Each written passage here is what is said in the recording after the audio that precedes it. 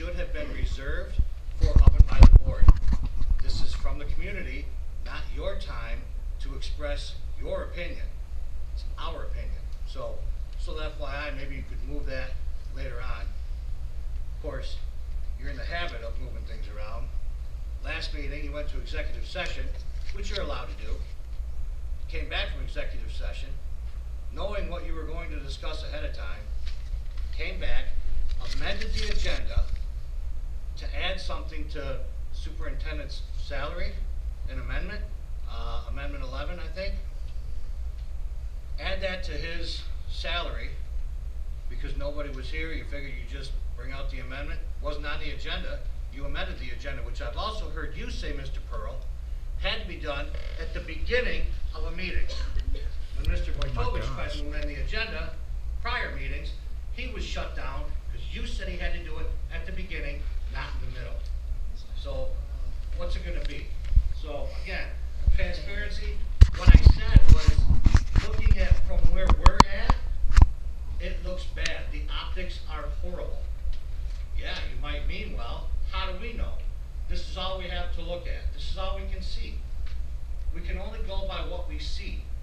You post it online? Sure. I saw online the 6th Amendment to the contract was entered August 13, 2018.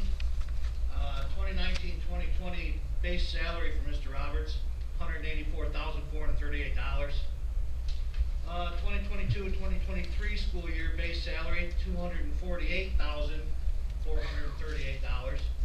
So in 4 years, that salary increased by $64,000. Meanwhile, our proficiency rates went down. We've talked about that before, right? We've hired, oh yeah, here. One quote from the rationale that was read during that time. In order to remain competitive with comparable school districts, and based on the ongoing litigation surrounding retirement pensions, it is beneficial for the board to approve the proposed 11th Amendment to the superintendent contract. So, if you want to remain competitive, let's talk about this for a minute. I looked up 6 surrounding districts, bus drivers, salaries. The average from those 6 districts, Anchor Bay, Warren Con, UCS, Lance Cruz, Fraser, Romeo. Average pay, $23.72 an hour. Hour drivers, $20.75. When does it stop?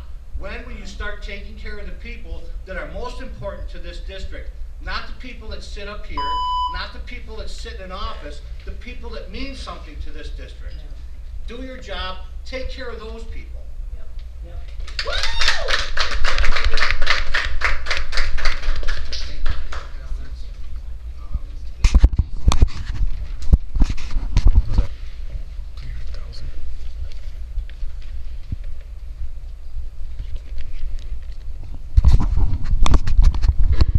At every meeting here, people ask questions to you.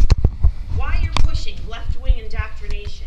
Why sexually graphic books remain in your school libraries? Why your proficiency scores are so low? Why you implemented rules that infringe on their constitutional rights? And the list goes on. It's the same questions over and over again.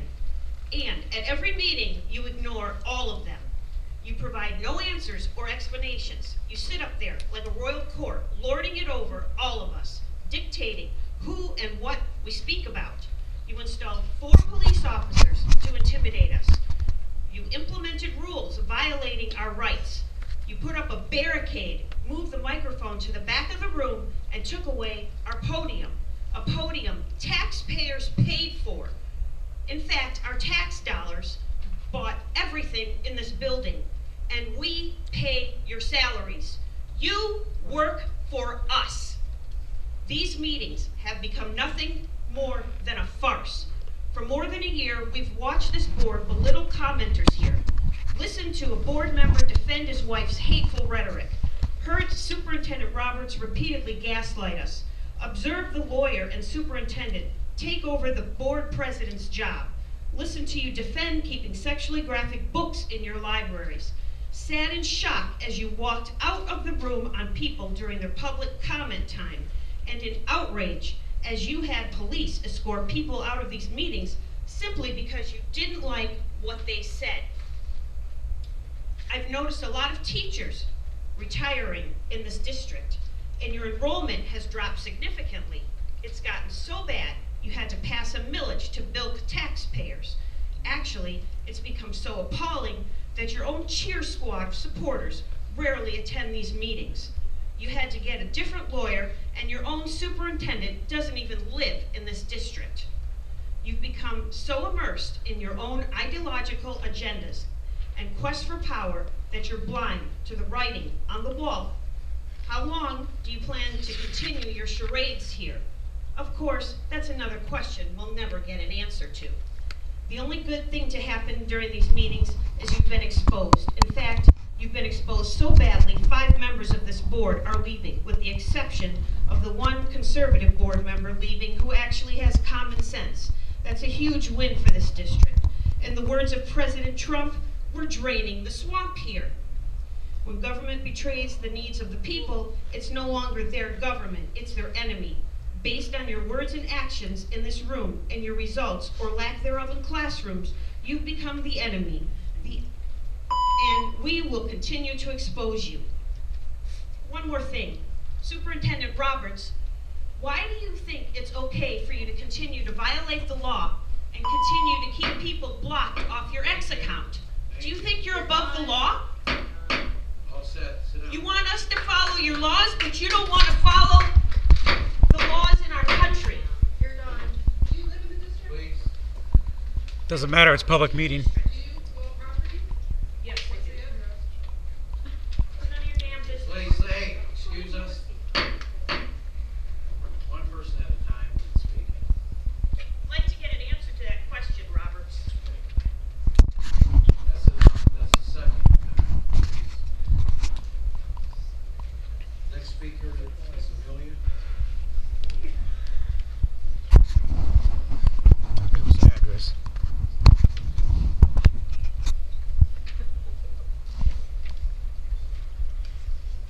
At a recent meeting, you honored a retiring teacher who taught English as a second language to students in this district. Superintendent Roberts spoke very highly of her, then passed her the microphone. When stating what she tells kids in her class, she said, quote, "You need to learn to progress in this world. I don't care that you don't like the United States. I don't care that you don't like the government. I have my bone to pick with them all." Unquote.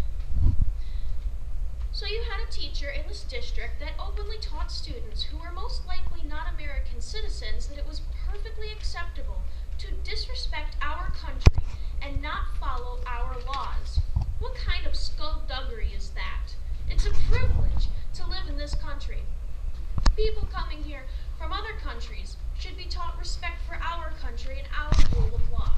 Remember the old saying, when in Rome, do as the Romans do. Well, this is America, and immigrants living here should be doing as the Americans do. Every student should be taught about our Constitution, patriotism, and civics. You were previously told by a district parent about Patriot Week, which was September 11th through September 17th. That week was designated by our government as a time to focus on our nation's historical principles, figures, documents, and other aspects of our patriotic heritage. He asked this board to tell us specifically how this week was observed in your schools. So, Superintendent Roberts, since you insist on being the mouthpiece for this board, I'm asking you to please tell us right now exactly how this district celebrated Patriot Week. Silence. That's the only response we ever get from this board. So, apparently, it was not celebrated here, and students in this district aren't learning about patriotism or the Constitution. Perhaps because once people understand their rights, it's impossible to take them away since they will fight against your tyranny. That's a huge flaw in the public education system. The government has been dumbing down standards for many years, and this district's plummeting proficiency scores reflect that. A quote from Helen Keller states, "He who is content with what has been done is an obstacle in the path of progress. Unquote. I see complete contentment among you board members regarding the status quo, so it's time to remove the obstacles in the path of this school's district's progress. We can't trust those who create the problems to be in charge of the solutions. As Kamala Harris says, let's become unburdened by what has been. I'm sure you appreciate that quote. It's time for all of you to go, including the superintendent and lawyer. This board is way past its expiration date. Thank you. Thank you, Superintendent. The last speaker is Peter.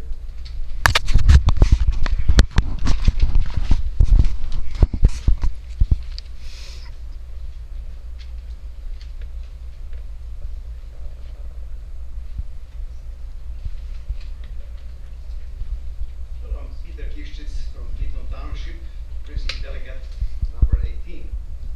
Got two news information, important information related to this board and Clinton Township. First one, news, it's called Clinton Township aims to curb fighting at schools, including your school.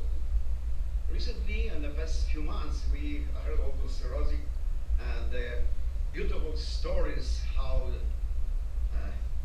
you think everything's according to the books, no problems, we will spend more money, and don't worry, we will spend more money and health problems, and maybe install the cameras and the hire new guards.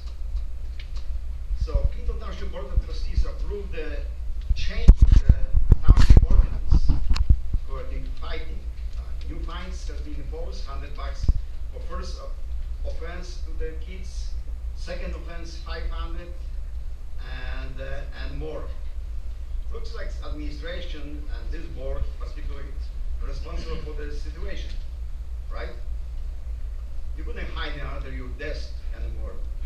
It's disturbing that two members of the CDS board, Mr. King and Mr. Wade, Democrat and Republican, by the way, who failed to protect the children, now seeking promotion, running for the seats for trustees in Clinton Township. I have questions. Why? You fail here, and you want to be a trustee in the Clinton Township doing what exactly? On November 5th, or early in-person vote for new board members of CDS. Lou Miles, Gary Excuse Prince. me, we're not going to do political statements here. Oh, wait, I have Look at the something. Robert's Rule of Order. Discuss other candidates. Okay, so please, Just keep talking. please vote. You're gonna for limit those free people speech who now? failed us in the past few years. Useless. Okay? Okay, now we're related to do this, trying to censorship me and members of the community for more than a year. Disgraceful. So guess what? Finally, SLU, lawyers, and different organizations start targeting the people like you. Less action, but SLU against Warren City Council. They claim the Warren City Council rules unconstitutional. What's all about it? Censorship. They shutting down members of community like you. They disrupt the meetings. They limit the time. And the SLU said, we're noticing a lot of city council and school board are putting new restrictive rules in place that limit freedom of speech from individuals, discrimination and violation of the First Amendment. And looks like the lawsuit is coming, and you will be next.